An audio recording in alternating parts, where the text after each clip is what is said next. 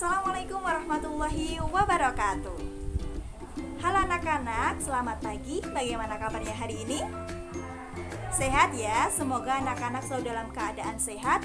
Dalam masa pandemi kali ini jangan lupa untuk selalu menjaga protokol kesehatan. Kali ini bertemu dengan Bu Fatia, kita akan belajar materi IPS tentang bentuk-bentuk kerjasama antar negara ASEAN. Nah, yuk kita mulai belajarnya. Bentuk kerjasama antar negara ASEAN itu apa saja ya? Yang pertama dalam bidang ekonomi, yang kedua dalam bidang sosial budaya, yang ketiga dalam bidang politik, pertahanan, keamanan, yang keempat dalam bidang pendidikan, dan yang kelima adalah dalam bidang penanggulangan bencana. Yuk kita kupas satu-satu. Yang pertama dalam bidang ekonomi. Wah, kalau berbicara tentang ekonomi, pastinya kalau diadakan kerjasama, maka tujuannya adalah untuk meningkatkan pertumbuhan ekonomi antar negara-negara ASEAN. Lalu, apa sih contoh kerjasamanya? Kerjasama dalam bidang ekonomi dilaksanakan berupa proyek anak-anak. Nah, contohnya proyek apa saja? Yang pertama, proyek pabrik pupuk di Malaysia. Nah, kemudian di Indonesia juga ada loh, namanya proyek pabrik pupuk urea dan amonia. Di mana? Di Aceh. Wah, luar biasa sekali ya. Selanjutnya juga ada kerjasama dalam pabrik abu soda di Thailand. Wah, banyak ya. Selanjutnya, yang perlu anak-anak tahu nih, bahwa dalam kerjasama ekonomi ini ada yang namanya MEA. Itu adalah kepanjangan dari Masyarakat Ekonomi ASEAN. Diingat-ingat ya. Nah, MEA ini bertujuan untuk meminimalisir hambatan-hambatan kerjasama ekonomi antar negara-negara ASEAN. Nah, itu tadi merupakan kerjasama dalam bidang ekonomi. Selanjutnya, mari kita kupas kerjasama dalam bidang sosial budaya. Dalam bidang sosial budaya, kerjasama ini dinaungi oleh Komite Pengembangan Sosial atau Komite on Social Development. Nah, bentuk kerjasamanya anak-anak pasti tahu. Ini contohnya adalah ajang perlombaan dalam bidang olahraga yang dinamakan SEA Games. Iya, yang diadakan berapa tahun sekali? 2 tahun sekali. Betul. Nah, selain itu contohnya apa lagi sih? Yang pertama adalah pencegahan dan pemberantasan penyalahgunaan narkoba.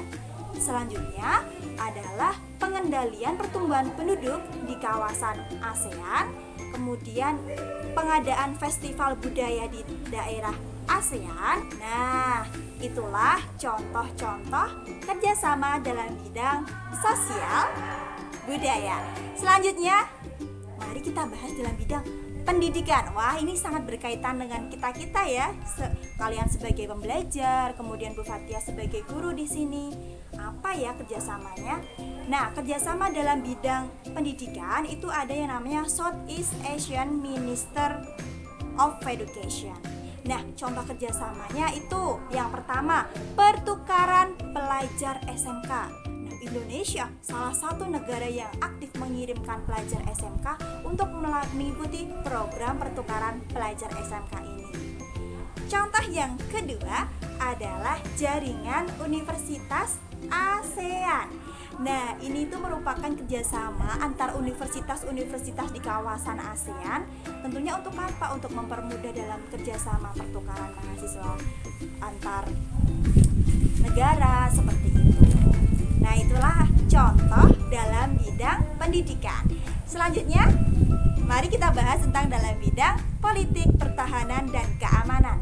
Anak-anak tentunya dalam bidang ini tujuan utamanya adalah untuk menjaga perdamaian dan stabilitas di kawasan ASEAN. Salah satu contoh bentuk kerjasamanya, terutama ini Indonesia ya. Yang pertama, Indonesia pernah mengirimkan kontingennya untuk menjaga perdamaian di Kamboja. Saat itu, pasukan tentara Indonesia tergabung dalam naungan di bawah PBB. Nah, saat itu untuk menjaga perdamaian di kawasan Kamboja yang tengah mengalami konflik. Kemudian contoh yang kedua adalah Indonesia juga pernah melakukan diplomasi gitu ya, melakukan diplomasi mengenai permasalahan Rohingya di Myanmar. Nah, mungkin anak-anak sudah tahu Rohingya itu merupakan penduduk di Myanmar yang minoritas, sehingga mendapatkan tekanan di sana, sehingga banyak masyarakatnya yang ke negara-negara lain untuk mengungsi. Oleh karena itu, dengan misi kemanusiaan Indonesia membantu dalam jalan melakukan diplomasi terkait permasalahan Rohingya ini.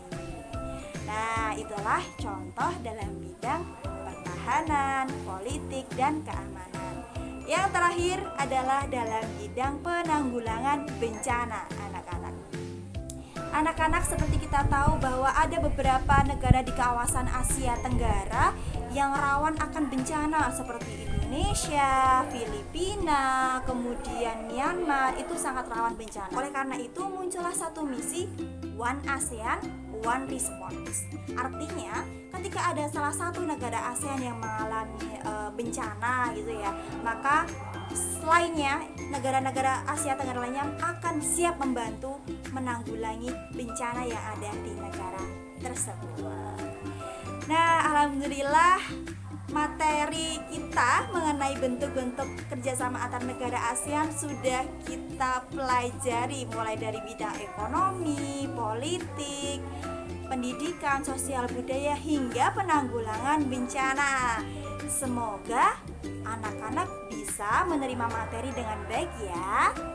Oke, demikian yang dapat Bu Fathia sampaikan. Sampai berjumpa di lain waktu. Tetap jaga kesehatan. Wassalamualaikum warahmatullahi wabarakatuh.